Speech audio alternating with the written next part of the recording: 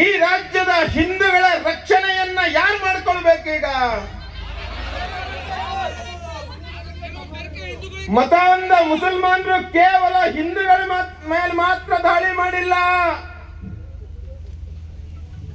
ಪಂಕ ಮಸೀದಿಯಿಂದ ಬಂದಂತ ಕಲ್ಲು ಬಿದ್ದಿದ್ದು ಯಾರಿಗೆ? ಯಾರಿಗೆ? ಯಾರಿಗೆ? ಡಿಜೆ ಹಳ್ಳಿ ಕೆಜೆ ಹಳ್ಳಿಯಲ್ಲಿ ಬೆಂಕಿ ಹಾಕಿದ್ದು ಎಲ್ಲಿಗೆ?